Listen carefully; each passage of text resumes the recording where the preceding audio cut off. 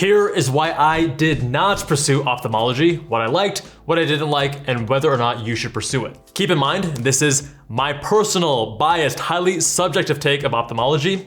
If you want something more unbiased, more objective, we have Med School Insider's So You Want to Be an Ophthalmologist, which was created with, you guessed it, ophthalmologists. What I liked, starting with, is procedural. If you like surgery, you get to do surgery. Even if some surgeons from the more traditional surgical subspecialties don't consider it true surgery. The procedures are short, so looking at cataract surgery, that's like 30 minutes in residency, 10 to 15 minutes when you're in private practice. And there are definitely longer procedures, especially in oculoplastics or glaucoma or retina, but still the bread and butter is really fast. And if you've watched this channel before, you know that I don't like crude. It's a big turnoff for me for orthopedic surgery and even neurosurgery.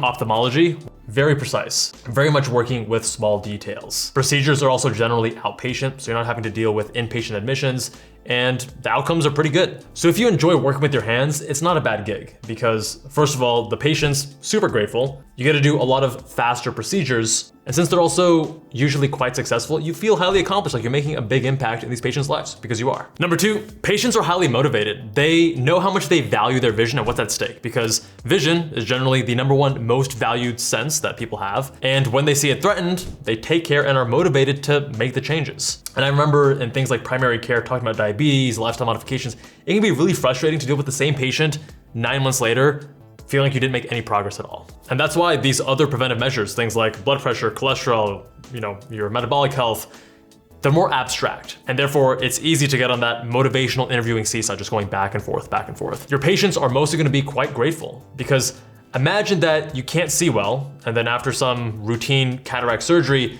your vision is suddenly brighter, it's more vibrant, it's crisper. You're gonna be super grateful. Next up is that it's a consult service. And as a consult service, you're quickly seeing patients, new presentations. It's exciting. You got more learning opportunities, more things going on. On the other hand, when you admit to your own service, sometimes it can be quite frustrating because the daily inpatient note can quickly become stagnant and nothing really changes. Looking at you, internal medicine. Next up is the lifestyle. And there's a reason this is one of the road specialties, even though that acronym of radiology, ophthalmology, anesthesiology, dermatology, it's a bit outdated, but still largely holds true. Now I did a 1-month rotation of ophthalmology in residency and it seemed like they were living the good life. The lifestyle is mostly outpatient and it's mostly regular 9 to 5 hours. Also with regards to the balance of clinic versus surgery, you can adjust this over the course of your career. So when you're younger, you can maybe focus more on surgery. And then as you get older, you can dial that back depending on your preferences at that time and how your body's feeling and your energy levels and all that stuff. But keep in mind that if something's a good lifestyle specialty, it doesn't mean it's chill and that it's slow, right? They still tend to go through patients very fast in ophthalmology. The other nice thing though is that emergencies are very rare. So that helps with the lifestyle, especially if you avoid retina. And you make pretty good money, $388,000 per Medscape's most recent survey, although people tend to think you make better money than you actually do. Now with retina or oculoplastics fellowship, you can also make much more if that is a primary motivator, but just keep that in mind. The other thing is that when we talk about lifestyle and compensation, these are averages, right? You're gonna find exceptions in every specialty. So private practice ophthalmology, probably gonna be 9 to 5. If you're doing retina at a large academic center, probably not so chill. Next up is the flexibility. You can work hard, grind it out, and then get compensated pretty fairly. Or you can take it easy, work your 30 to 35 hours mid-career and pull in $300,000 or $350,000. Still great money. Let's say you wanna go less procedural. Then you can go into neuro-ophthalmology. By the way, you can also do that through a neurology residency. If you wanna go cash-based practice, try oculoplastics. That way you are resistant to the changes in insurance reimbursement, Medicare, and so on. Next up is the job satisfaction. And job satisfaction for ophthalmology is consistently towards the top few in these various surveys. And that, I think, is the result of a combination of many of these factors here, right? Especially the highly grateful patients, which I think a lot of us take for granted. They make you feel like you're making an impact. Ophthalmology also has that great lifestyle, which doesn't usually come with too much stress, and pay that's very reasonable. You rarely meet a miserable ophthalmologist. And I think part of it too is that you get to do surgery without having to deal with some of the less enjoyable aspects of some of the traditional surgeon culture. I also really like the anatomy of ophthalmology. I think the anatomy of most of the human body is super fascinating. The eyes in particular, they're like this own world, right? Their own complex set of physiology and pathophysiology. And they're also clean organs. For comparison, consider something like colorectal surgery. In fact, speaking of the colon, that brings us to today's sponsor, Pendulum. I've been using their Akkermansia probiotic and metabolic daily probiotic daily now for the last few months. And I actually got interested in them way back in 2020 from a podcast episode on The Kevin Rose Show, where the probiotic had a significant impact on his metabolic markers. So what is it? The full name of the bacteria is Akkermansia muciniphila, the name muciniphila meaning mucin loving. So it's a mucin degrading bacteria, and that helps stimulate more mucin production from the gut epithelial cells. It's more abundant in the gut of healthy subjects than in those of diabetic and obese patients and patients with bowel disease and metabolic disorders. Lower levels of Akkermansia in the gut is associated with a thin mucus layer and has been associated with obesity, diabetes, inflammation, and metabolic disorders. Now, Akkermansia levels decrease with age and other factors like diet or antibiotic use, and the easiest way to increase your levels is with a daily probiotic, like the one I've been testing out from Pendulum. They actually have a patent, which is why they're the only company where you can get Akkermansia. Now, the gut microbiome is incredibly important and complex, and there's still a great deal we don't know about it. So I suggest you first speak with your physician before starting or changing any probiotic regimens, and also do your own research. Speaking of which, there's a great review article by Kikwan Zhou in the Journal of Functional Foods, and Jian and colleagues in 2023 in the International Journal of Molecular Sciences. Links to both of those in the description if you want to learn more. And if you're interested in testing it out yourself, use coupon code JABAL for 20% off your first month of a Pendulum membership, linked below. Going back to the anatomy, the practice of ophthalmology is much more dependent on the physical exam compared to most other specialties. And there's of course constantly new toys being developed, and those help augment the care. But I also love that there's this continuation and love of the tradition of the physical exam. And it's pretty wild. You are directly observing the optic nerve, which is cranial nerve 2, and the retina. These are parts of your central nervous system that you're directly looking at. Seeing that, plus having direct visualization of blood vessels, it gives you a window into systemic function or dysfunction. And sometimes ocular findings from an ophthalmologic exam can be the first tip-off to other systemic issues, and you can now alert the patient's, other appropriate clinicians. And because a lot of the information you need is from the physical, you don't have to go as thorough into the history. Just take a few minutes. But keep in mind, with the reliance on the physical exam, telemedicine for ophtho is going to be a little bit further out than for other specialties. Next up is the training. I like that it's just a 4-year residency. Most other surgical specialties, they're 5 or more years, and fellowship is actually optional. There are multiple different fellowship options, but I believe the only ACGME accredited one is oculoplastics. And the last point I like is that it's attainable. At least it's a lot more attainable than you think. There is this huge, widespread misconception that ophthalmology is way more competitive than it is. And look, I get it. Everyone wants to say that their thing is super competitive because it makes their accomplishments more impressive. Same reason why PA students say that PA school is more competitive than med school, because they cherry pick one metric without context of the others. And I remember I also believed that ophtho was a top tier specialty in competitiveness and relatively unattainable during med school, until I started making Med School Insiders YouTube content toward the end of med school, and then I had to look at the data myself so I can give you guys accurate information. So the reason for the misconception is twofold. First is that people look at the overall match rate, including IMG plus DO, rather than just the USMD match rate alone. And number two, there's a higher number of non-USMDs applying to ophthalmology compared to other highly competitive specialties, which significantly drives down its overall match rate. And this is why one of the girls in my med school class went around telling people that ophtho was the most competitive specialty, which she was going into. Please don't do that, it's hella cringe. But she was behaving like the PA students cherry picking data, right? So you have to look at the USMD match rate between specialties to keep things on a level playing field. So looking at ophthalmology, you'll note that the match rate is actually quite a bit higher than the ultra competitive specialties. So 75% was the worst in 2022, 78% in 2023, but every other year, it's been 80 to 90%, which is really quite high. Now for context, plastic surgery is most recently at 62.7, orthopedic surgery at 65.8, and ENT at 69.2%. The average step 1 score, which of course now is pass-fail, but when you look at the data we have, it's from when it was scored, it's also a few points lower than for the top tier specialties.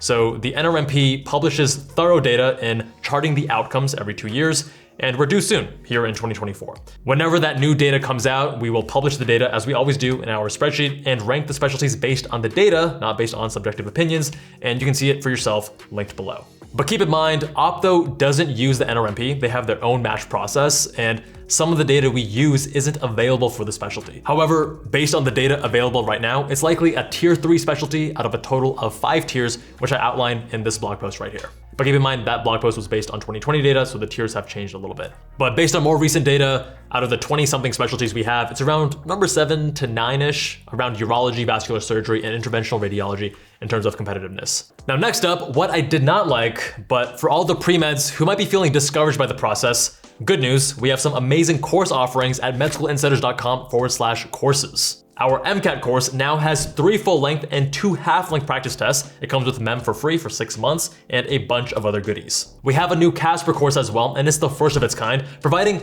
not only comprehensive and thorough video walkthroughs of the whole exam and the strategies that you need to use for the various scenarios, but also AI feedback on your video responses, including even emotion detection, which you're not gonna find anywhere else. Plus, we have a typing speed builder using the same vocabulary that you're gonna use on your actual Casper test. Really excited about that. And finally, the research course. It is a monster of a course, but it includes everything from A to Z on how to crank out publications and get noticed by both medical school and residency admission committees. Now, using these techniques in the course, I personally accumulated 65 research items. That means your publications, your abstracts, and your presentations. And residency programs in plastics, they loved talking about it. The co-creators of the research course, Sean and DePaul, have also accumulated similar numbers of research items. It's like between us, we have over 160. And we show you exactly how to become a research superstar without it feeling like you're pulling teeth. Visit medschoolinsiders.com/courses for more details. All right, so what I didn't like. Let's start with procedures again. For anyone with exposure to surgery, you can sometimes feel like ophthalmology isn't quite as exciting as other surgical procedures. There's a lot to love about the procedures. They're fast, they're straightforward, they're clean, good outcomes, but sometimes you want something that's a little bit longer, a little bit more complex. And again, you can get that with things like retina, but you're not getting as much variety. You know, I have a lot of respect for them. I remember during that 1 month I had in residency rotating with Ophtho that I never found the procedures that fulfilling. Next up is the clinic versus procedure balance. So Ophtho, you got a lot of clinic. And if you want to spend the majority of your time operating, there are other avenues in medicine that give you more OR time and less clinic time. So as an example, the average cataract surgeon will need maybe 2.5 to 3 full clinic days per week to keep a full, relatively busy OR schedule for 1 day per week. And part of this is because their procedures are just so fast. So over time, sure, you can build a referral base specifically for surgery, but again, that's gonna take time. Also, you have several procedures that you can do in the clinic, like lasers or injections, but only you can decide how exciting those procedures are for you. Next up is that it's a bit too specialized. Some joke that ophthalmology makes you somewhat of a eye dentist, in that you're separated from the rest of medicine. You learn all this incredible medicine and physiology in medical school, and sure, you're understanding the interconnection of the body with the eyes for things like diabetes, but for the most part, you're kind of isolated on this silo just on the eyes. Next up is the bread and butter.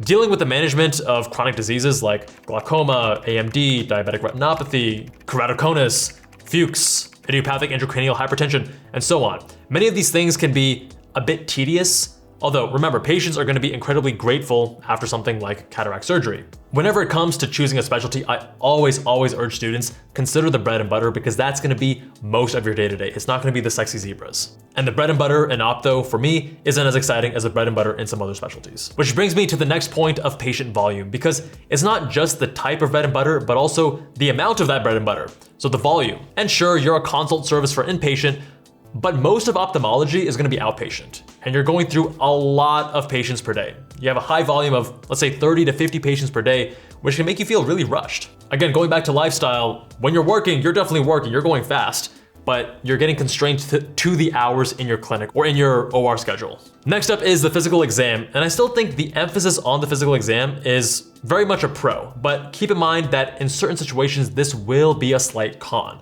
because there are many patients that are gonna make examining their eyes very difficult. Imagine the drunk dude in the ED as an example, but there are also plenty of other patients who aren't gonna make your slit lamp exam any easier, which is just gonna be more stressful when you're already falling behind in clinic. Next up is nepotism, and all the smaller subspecialties, which includes things like Ophtho and a few others, they become more subject to nepotism. But you see way more stories and suspicious outcomes in ophthalmology compared to other specialties for whatever reason. And those who are in ophtho can maybe comment on that. Is that truly the case that nepotism is more prevalent, or is it just like a reporting bias for whatever reason? And lastly, mid-level encroachment. A lot of people are like, hey, ophtho is immune from mid-levels. You're probably confused right now because PAs and NPs, they don't meddle with ophthalmology, but optometrists do. And the push for optometrists to do more and more procedurally, things like lasers and eyelids and so on, they've actually made progress on these things. And after my experience in med school and plastic surgery residency, I have appreciation for how necessary robust training is to ensure patient safety. And while mid-levels are absolutely valuable team members, that's when they're adhering to their scope. But when other incentives, you know what I mean, motivates them to demand for greater and greater scope and overestimate their own competence, a very fine example of the Dunning-Kruger effect in action, then patient safety becomes an issue. By the way, if you also care about mid-level scope creep in any of medicine, then check out the PPP, the Physicians for Patient Protection, who are carrying out this important mission and advocating for patient safety. And lastly, anatomy. If you like variety, there are definitely other specialties that can give you more variety. For example, plastic surgery has insane variety when it comes to anatomy as they operate from head to toe. With ophthalmology, you're focusing on just the eyes. And while I find the eyes super fascinating, and yes, they of course are affected by systemic diseases, it's not the same as doing surgery in different regions of the body. But again, super personal because some people value that variety and other people don't mind being more focused anatomically. And finally, should you choose ophthalmology? If you like quick, meticulous procedures without the brutal culture of surgery, then ophtho might be a great fit for you. But just make sure that you're okay with focusing on just the eyes. Check out Pendulum, 20% off link below, and also our all new Med School Insiders courses, and let me know what specialty should I cover next.